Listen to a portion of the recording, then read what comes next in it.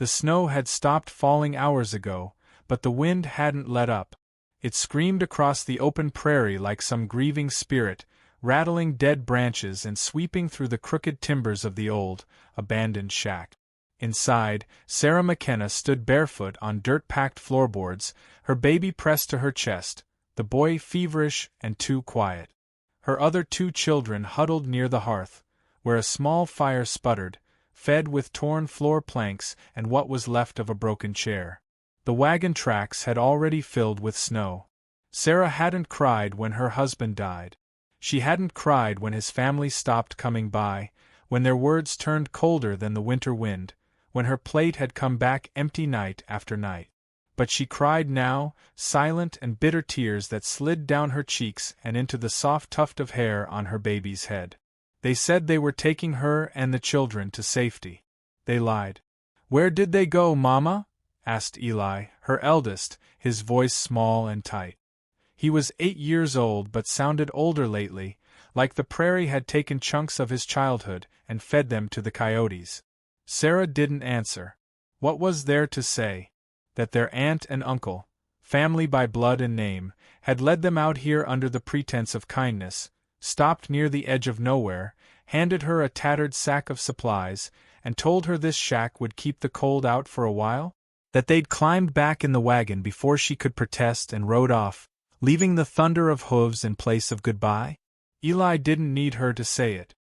He looked down and hugged his little sister tighter. Maggie was 5, too young to understand the weight of abandonment, but old enough to know something had gone wrong. Sarah crouched beside them. "We'll be all right," she said, though she barely believed it herself. Her lips trembled, cracked from cold. She kissed Maggie's temple, then brushed back Eli's tangled hair. "Mama won't let anything happen to you." The fire sputtered again. She added a bit more wood, what used to be a cupboard door. It caught slowly, casting flickering shadows on the walls. There was no insulation, only wind-slapped planks and a crooked roof that groaned every time a gust rolled over it.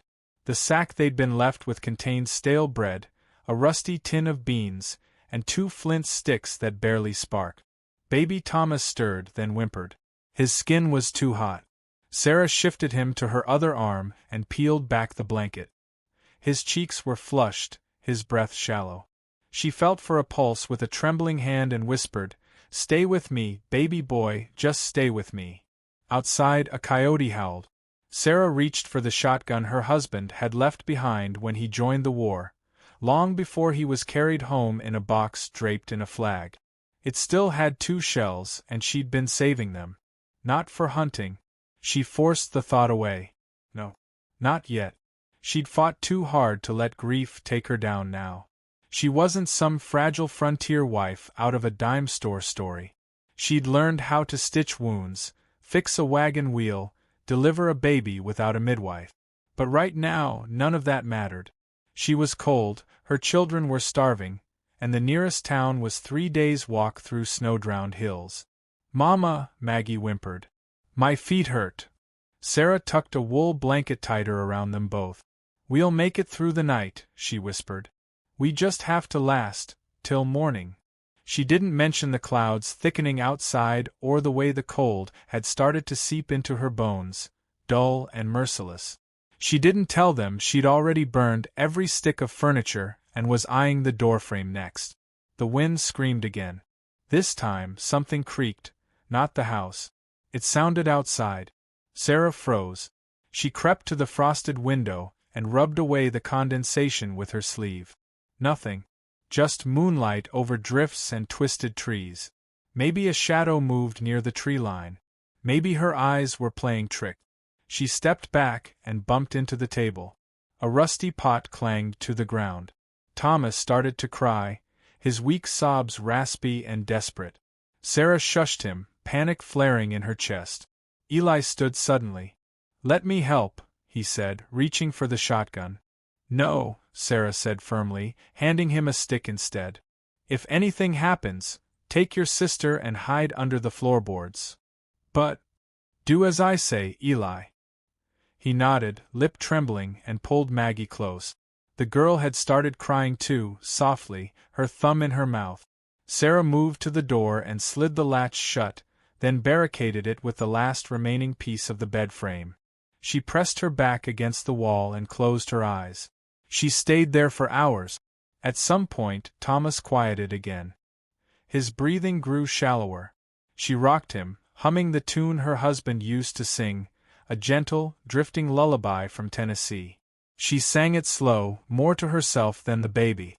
The night dragged on. The fire died out. And then Thomas stopped moving. No, no, no. She lowered him to the ground and fumbled with her coat, her breath catching in her throat. She pressed her ear to his chest. Nothing. No sound. No rise and fall. Her heart lurched. She began pressing his chest with her fingers, quick and desperate. Then breath, too shallow puff. Again. And again. She didn't know if she was doing it right. She just needed him to come back. Come on, baby, she sobbed. Come back to Mama. You stay with me. Don't you dare go where your daddy went. She kept going even when her arms ached. Even when her breath burned in her lungs. Even when her hope began to unravel. A small gasp. Then a cough.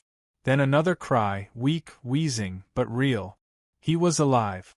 She collapsed to the floor, clutching him, laughing and crying all at once, too tired to move but too grateful to stop. Eli ran over and knelt beside her, his small hand patting the baby's back.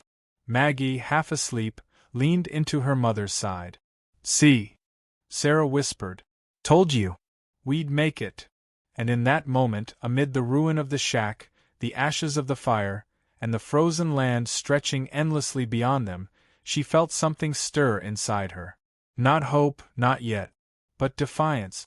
They'd left her to die, but she wasn't done living. Not while her babies still breathed.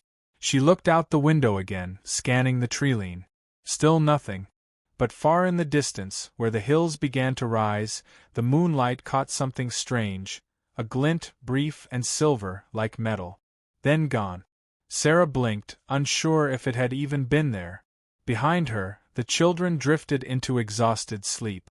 She wrapped them tighter in their blankets and sat by the door, shotgun across her lap, Thomas against her chest. Outside, the wind began to shift, softer, as if something were approaching. Something that hadn't been there before. Caleb Wyatt was 3 days into a vow of silence when he heard the howl. He paused mid-swing, the axe buried halfway into a cedar log, steam rising from his shoulders in the morning chill. Snow clung to his beard, and his breath came in hard puffs that disappeared into the treetop. The sound came again, faint and drawn out, less animal, more pain. It wasn't the kind of cry you ignored out here. He pulled the axe free and set it against the splitting stump. Whiskey, the black-furred mutt that shadowed his every step, lifted his head from the porch and growled low in his throat. Caleb grabbed his rifle and scanned the tree line. Nothing but snow, wind, and bone-gray trees. Still, something gnawed at him. Years alone had tuned his instincts sharper than any blade. He didn't see anything, but he felt it. A ripple in the woods. A shift in the cold. He moved fast after that, strapping on his gear and slinging a pack over his shoulder. A man didn't survive this long in the mountains by doubting his gut. Whiskey trotted at his heels as they pushed through drifts deeper than a man's knee, heading toward the ridge. Caleb didn't speak a word, not even to the dog. That was part of the vow. He only broke it when the wind carried voices or screams. 3 miles out, he found the shack. It looked more like a pile of regrets than shelter. Roof sagging. Smoke long gone. A child's doll half buried in the snow beside the steps, its face cracked. Caleb dropped low and motioned to Whiskey. The dog didn't bark. He never barked. He circled wide, silent through the brush. He saw them through a broken slat in the wall. A woman, pale, hollow-eyed, wrapped in a coat too thin for the cold. A baby in her arms, 2 more children curled at her side. The older boy held a stick like a sword. The girl had tears frozen on her cheeks. The woman didn't sleep. Her eyes moved constantly, tracking every sound. When the wind moaned through the cracks, she flinched. Caleb stepped forward, crunching the snow deliberately. The shotgun inside cocked instantly. She was fast. "Show yourself," she called, voice raw but clear. He stepped into view, rifle held loosely at his side, palms visible. "Don't come closer." "I won't," he said quietly. Her eyes narrowed. "Who are you?" "Someone with dry firewood and hot broth. That's all." The boy stood, putting himself between Caleb and his mother. "Brave little thing." "I don't trust men who walk the woods alone," she said. Caleb nodded once. "I don't trust folks who leave women and children to die in the middle of a blizzard." That made her flinch. "You think I want your pity?" "No, ma'am." He adjusted his pack.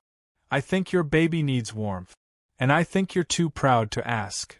She lowered the barrel, but didn't relax. "How far?" "About 2 hours' walk. Uphill. But the trail's packed, and I've got a sled." The baby stirred then, coughing softly. The sound hit Caleb square in the chest, like a memory he hadn't invited. "Can you carry them?" she asked, eyes flicking to the other 2 children. "All of them, if need be." She hesitated. He didn't move. Didn't push. Finally, she nodded once. "I'm Sarah." "Caleb. I'll wake the children." He turned and walked back toward the trees without another word. Trust was a slow-earned thing. He'd leave it to her whether she followed. By the time he returned with the sled, an old hunting hauler converted for supply runs, she was outside, baby strapped across her chest with a blanket. The boy helped carry the girl, who was too weak to walk. Sarah looked different in the light. Not softer, sharper. Her eyes were the color of burnt amber, fierce even in exhaustion. A woman too proud to beg, too stubborn to die. Caleb offered a hand. She didn't take it. She climbed in with the kids and held them close as he pulled the rope and started the long march back. The wind howled, but none of them spoke. It was dark when they reached his cabin. He got them inside fast, stripping off wet coats, lighting the fire already laid in the hearth. Whiskey curled near the children, offering warmth without question. Sarah took in the room with wary eyes, plain wood walls, a cast-iron stove, cot in the corner, stacks of books beside a dusty armchair. "I'm not staying." "You are tonight." "I don't." "Not a request." He ladled broth from a simmering pot, handed her a cup. She tasted it and her eyes fluttered shut for a second longer than necessary. The baby had stopped coughing. The girl was asleep, curled beside Whiskey. The boy hadn't taken his eyes off Caleb since they entered. "What's your name, son?" Caleb asked. The boy blinked. "Eli. You take care of your family?" Eli straightened. "Always." "Good." Sarah wrapped a blanket around her shoulders. "We won't be here long." Wasn't planning on company anyway. That earned him a look. Something between suspicion and surprise. "You live here alone?" she asked. 4 years. "No family?" He shook his head. "Not anymore." The silence thickened. Caleb didn't explain and she didn't press. He respected that. She fed the kids, wrapped them in fur blankets. Caleb set up the cot for her and laid a bedroll by the fire for himself. When he offered to sleep in the shed, she refused. "I'm not kicking the man who saved my baby out into the cold." "Didn't save him. Just brought you here. You did the rest." She watched him for a long time after that, but said nothing more. The night passed without incident, except in Caleb's dreams. He saw fire again. Blood. His wife's hands reaching for him, already gone cold. His baby crying, silent and blue. He woke before dawn, throat tight. Sarah was already up, watching the sunrise through the window. Her arms were crossed, but she wasn't shivering. "You sleep at all?" he asked. "A little." "You're safe here." "I set traps. Perimeter's tight." She nodded but didn't answer. "I mean it. I believe you." He poured her coffee and they drank in silence. Outside, the forest breathed slow under a thin coat of frost. "I don't plan to stay here forever," she said. "I know. But I need a few days to figure things out." "Take your time." Sarah glanced toward the children, still asleep. They left us out there like garbage, she said. People I shared a table with. People who bounced my babies on their knees. Caleb didn't say anything, just listened. I keep thinking I should have seen it coming. That maybe I missed the signs. But the truth is, I just didn't think people could be that cruel. They can. She looked at him sharply. I've seen worse, he said. She considered that. What did you lose? Caleb looked down at his hands. A war took my wife. A winter took my child. I built this cabin with what was left. A long silence stretched between them, not uncomfortable, just full of understanding. I won't stay where I'm not welcome, she said. You're not unwanted here. She didn't answer right away, then nodded. Thank you. Later that day, Caleb taught Eli how to chop wood. The boy was eager, strong, and didn't complain about blisters. Sarah helped clean the cabin. She boiled water, cleaned wounds, and organized shelves. Maggie followed Whiskey everywhere, giggling softly every time he wagged his tail. By dusk, the cabin felt different. Not crowded. Full. Caleb fixed a loose shutter and caught Sarah watching him. You planning on fixing everything around here? She asked, eyebrow raised. He shrugged. Only what matters. She smiled. Just a little. That night, after the children were asleep, they sat by the fire. Why haven't you left? She asked him. I did. For a while. Traveled south. Tried to forget. Did it work? No. But up here, I can breathe. She stared into the flames. I want to believe people like you still exist. The kind that help without asking for anything. I'm not a saint. Didn't say you were.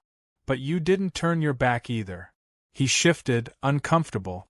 Wasn't gonna let kids freeze to death a mile from my door. Some people would've. He didn't argue. She reached into her coat and pulled out a crumpled letter. My husband wrote this before he died. Told me to keep going. Told me I was stronger than I knew. Her eyes shimmered, but the tears didn't fall. I didn't feel strong out there. Not until I thought I'd lost Thomas. You didn't lose him. I almost did. But you didn't. They sat in silence, listening to the wind. Sarah finally looked at him. I'm staying. For now. Good. Just until the baby's strong enough. Then we'll head for Flatstone. I've got a cousin there. You're welcome as long as you need. She smiled again, tired but real. You're not what I expected. I get that a lot. Outside, the wind quieted.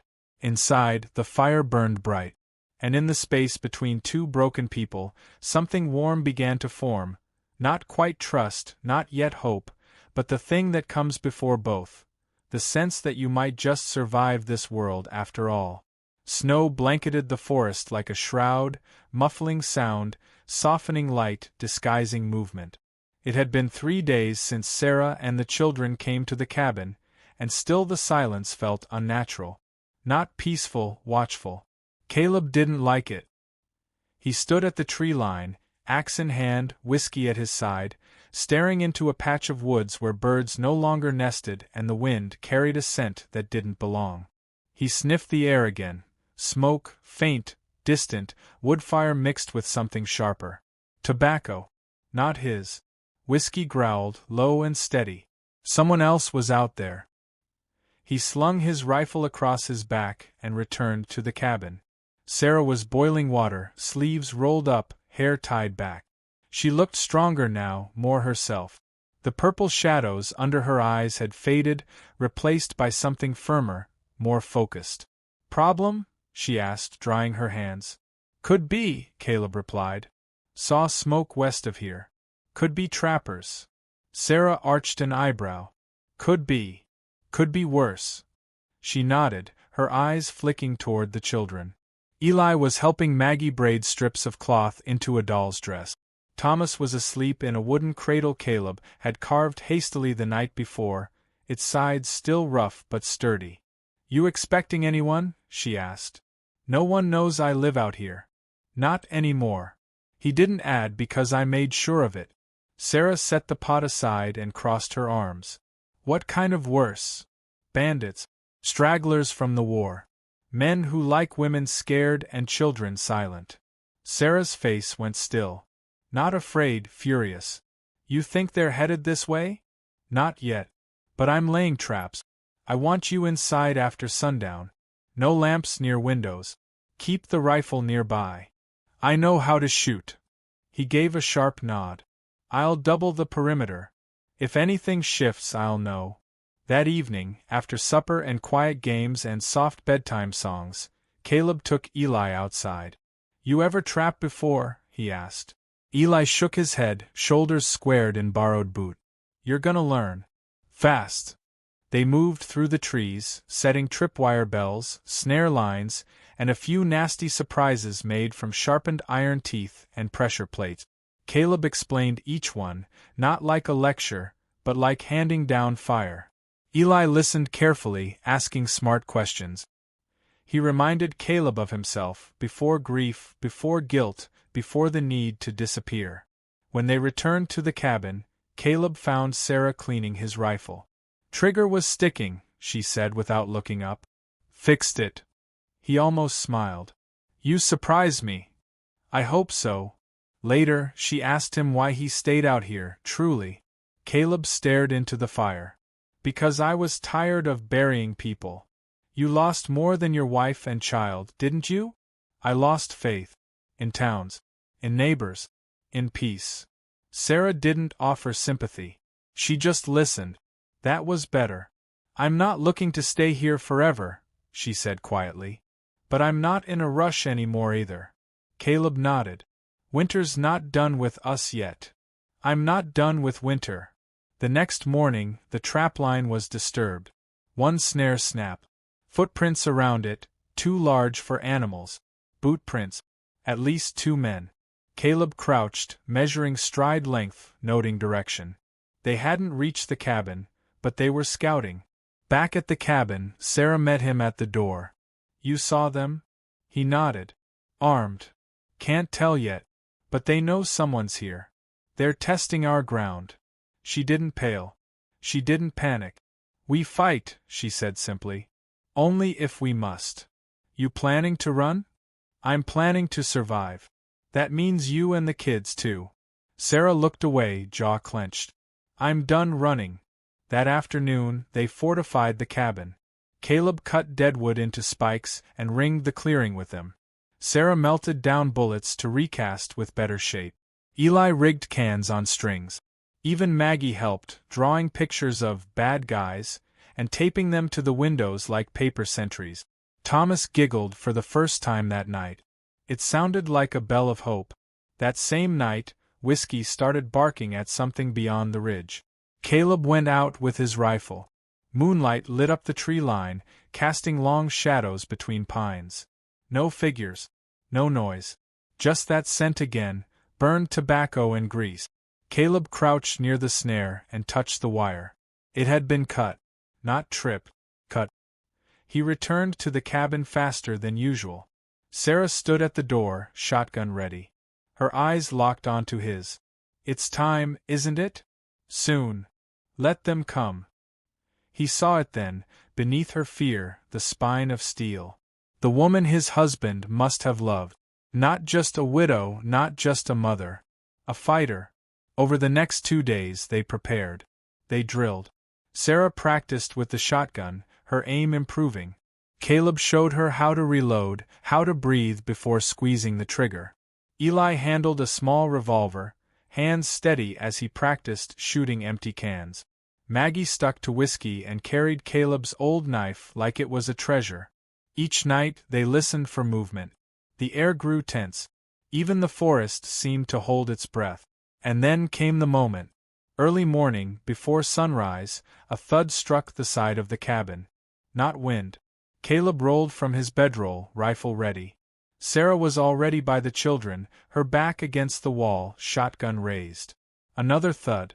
A scrape. Then silence. Caleb motioned for her to stay down. He edged toward the window and peered through a slit in the shutter. 3 shadows moved in the snow, dressed in patchwork coats and grease-slick hats. One carried a torch. Another held something long, possibly a rifle. They were spreading out. They're circling us, Caleb whispered. Sarah took position at the front door. How many? 3 I see. More possible. He moved to the back window, and cracked it just enough to line up a shot. Whiskey growled once, then went quiet. A shot cracked the air, loud, messy. A warning, not an attack. One of the men shouted. We know you're in there. Come out and we don't have to burn the place down. Caleb answered with a bullet. The man's torch dropped as he fell. The others scattered. Sarah pulled the children into the corner, shielding them with her body. Do what you have to. Caleb fired again, missed. Then came silence. Long, dangerous silence. And then, glass shattered. A figure burst through the rear window, roaring like a bear. Caleb spun and tackled him, the two of them crashing into the table. The intruder swung a knife, slicing Caleb's shoulder. Caleb grunted, shoved him backward, and fired point-blank into the man's chest. Sarah rushed to him. You okay? He nodded, blood seeping through his shirt. Kids are safe. Good. Another bang at the door. Heavy footstep. Caleb and Sarah took positions. The door cracked open. Eli screamed, now. One of the traps triggered. A tripwire activated a shotgun shell rigged at the porch. The blast took out the final attacker's leg. He writhed in the snow, cursing, crawling. Caleb stepped outside. The man reached for a pistol. Caleb didn't hesitate. Silence fell again. Inside, the children stayed quiet, eyes wide but steady. Caleb came back in, his steps slow, deliberate. It's over, he said. Sarah exhaled hard and sat down, arms trembling. Caleb wrapped a cloth around his wound. They won't be the last. Let them come, she said. But he could see the toll in her eyes. Not fear. Fatigue. That night they burned the bodies far from the cabin. The smell clung to their coats and skin. No one spoke. But as the fire died down, Sarah touched Caleb's hand. Thank you, she said. He didn't speak. Just squeezed her fingers. Back at the cabin, the children were asleep. The hearth was warm. The danger had passed, for now. Sarah leaned her head on Caleb's shoulder. I don't know what's next, she said. Neither do I. But I'm not leaving yet. He smiled faintly. Good. Outside, the wind returned. But it no longer sounded like a threat. Inside, the fire kept burning. And somewhere deep within them both, something had shifted. Not just survival. Something closer to belonging. The snow had begun to melt. Not much. Just enough to reveal patches of frozen earth beneath the drift. The trees stood taller in the thinning frost, and the wind, though still sharp, had lost some of its bite. Spring wasn't here yet, but winter had loosened its grip. Sarah sat on the front step of the cabin, her baby in her arms, bundled tight. The boy's fever had broken 2 days ago, and color had returned to his cheeks. His tiny hand curled around the edge of her shawl, his breath soft and steady. Eli and Maggie played near the creek under Caleb's watchful eye. Laughter rang between the trees. It was the first time in weeks she'd heard it without flinching. She glanced over her shoulder into the cabin, where the fire had burned low, casting golden light across the wooden floor. The traps had been reset, the perimeter checked, and there had been no sign of other men. The threat that once loomed like a storm cloud had passed, for now. Still, she hadn't slept easy. Caleb returned from the creek, his boots crunching over patches of ice. His rifle was slung across his back, and the quiet confidence in his stride had returned. He stopped beside her and looked out at the children. They'll be all right, he said. She nodded. They're tougher than I realized. You all are. She glanced up at him. You think it's over? He didn't answer right away. I think peace comes in pieces out here. A quiet morning, a good meal, a baby that's still breathing. She looked back down at Thomas. That's enough for now. Caleb lowered himself beside her, wincing slightly as the healing wound in his shoulder pulled tight. She caught the grimace. You should be resting. I've had worse. You keep saying that, but I haven't seen you stop moving since the fight. He shrugged. Idle hands make nervous minds. They sat in silence for a time, watching Eli skip a stone and Maggie chase after a stick tossed by Whiskey. The dog barked once, joyful. "Do you think we were meant to find you?"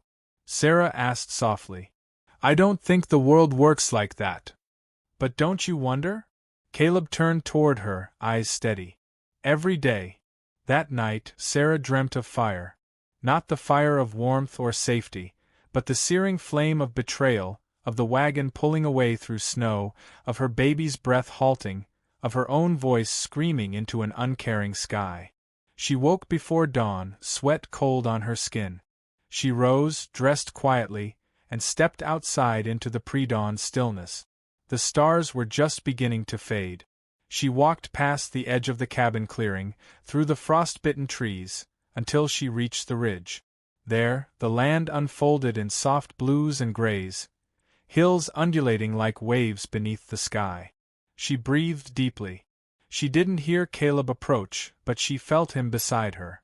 "Couldn't sleep?" he asked. "Too many ghosts." He nodded. "They never really go. You just learn to keep walking with them." She looked at him then. The man who'd opened his home, shared his fire, taught her son to fight, and held her world together when it was on the verge of splintering. He wasn't the man she thought she'd ever need, but he was the man who had shown up. And stayed. "I've been thinking," she said. He waited. "I told you I was headed to Flatstone. That I had a cousin there." "Yeah. There's no cousin. Not anymore. She moved east last year. I needed somewhere to be going." Caleb didn't look surprised. "We all do." She reached into her coat and handed him a folded paper. A letter. Worn at the edges, stained by weather and tears. "My husband wrote this before he died. I told you that. But there's a part one didn't read to you." He unfolded it and scanned the words, eyes moving slow. "And if something happens to me, Sarah, if this world chews me up like it did so many others, don't bury yourself beside me. Find the fire in you again. Light it and burn a path forward. I know you. You'll want to fold in, protect the children and fade out. But don't. Not unless you've truly got no other path." Caleb folded it carefully and handed it back. "He knew you," he said. She swallowed. "He was good at that. He'd be proud. I think he'd like you." Caleb stared out over the ridge. "I'm not the same man I was. Not even close." Sarah stepped closer. "Neither am I." They returned to the cabin just as the sky blushed with morning light. That afternoon, they harvested wood, checked snares, mended gear. The rhythm of survival was settling into something steadier, if still fragile. Maggie drew pictures in the dirt with a stick, Eli practiced knots, Thomas slept easily. But in the wind, something returned. Smoke. Not wood smoke. Greasier. More acrid. Caleb tensed, raised his head. Sarah noticed instantly. "What is it?" "Someone else," he said. "Downwind. Could be another camp." He and Eli went to the lookout ridge. Caleb scanned the horizon with a spyglass. 3 men. Horses. Saddlebags. One had a long rifle slung over his shoulder. "Scouts," Caleb muttered. "Looking for leftovers. Maybe heard about the last group and came to check." Eli's grip tightened on the binoculars. "What do we do?" Caleb turned to the boy. "What you've been trained to. Get your sister inside. Stay low. Don't make a sound." Back at the cabin, Sarah didn't panic. She loaded her shotgun, laid Thomas in a basket lined with blankets, and kissed his forehead. The traps were ready. The warning wires were armed. But this time, Caleb wanted to do it differently. He waited at the tree line, just off the main trail, crouched beneath a pine, rifle steady. The riders approached slowly, weapons not yet drawn, but ready. The lead man wore a fur-lined coat and a grin that didn't reach his eyes. "Nice little place," he said aloud, voice oily. "Looks lived in." Caleb stepped from the brush, rifle raised. "That's far enough." The man halted. His companions shifted, uncertain. "Well now," the leader said, tipping his hat. "Didn't see you there. You live out here." "Looks like it. Didn't mean no harm." Just lookin' for trade. Don't trade. Don't welcome visitors. That a fact. The grin widened. Got kids here, though. That makes it different. We got needs. You understand. Caleb didn't answer. His finger tightened slightly on the trigger. You sure you want to point that thing at us? The man asked. 3 of us, 1 of you. Caleb's voice was calm. That's the mistake the last 3 made. For a second, no one moved. Then a voice called from the cabin, sharp, clear, female. Caleb, you want me to shoot the one with the red scarf first? The men flinched. The leader cursed and backed his horse up a pace. You got a woman in there? And 2 kids with rifles, Caleb said.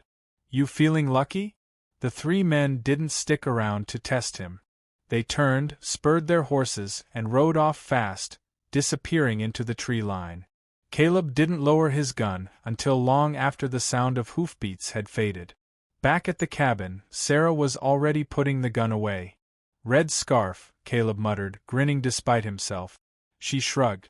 It looked stupid. That night they ate stew and laughed. Not nervous laughter. Not the brittle sound of survival. Real laughter. Caleb cleaned the dishes while Sarah braided Maggie's hair. Eli told a joke so bad it made them all groan. Later, Sarah stepped out onto the porch, wrapped in a wool shawl.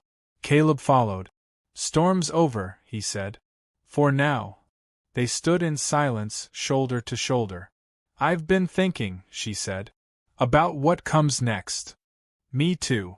I know this isn't where I thought I'd end up. But I don't want to leave anymore. Not right away. Caleb looked at her. You sure? I am. He didn't speak for a long time. Then, there's room here. For all of you. It won't be easy. But it'll be yours. It already feels like it is. Inside, the fire flickered. The children slept. Whiskey snored at the foot of the hearth. Outside, the stars blinked through the fading clouds. Sarah looked up, then back at the man beside her. Caleb. Yeah. Are you going to kiss me or not? He didn't answer. He just did. And for the first time in a long while, the cabin didn't feel like a place to survive. It felt like home. The wind rustled through the trees, soft and clean. Far off, another winter waited. But tonight they were warm. Together. And ready.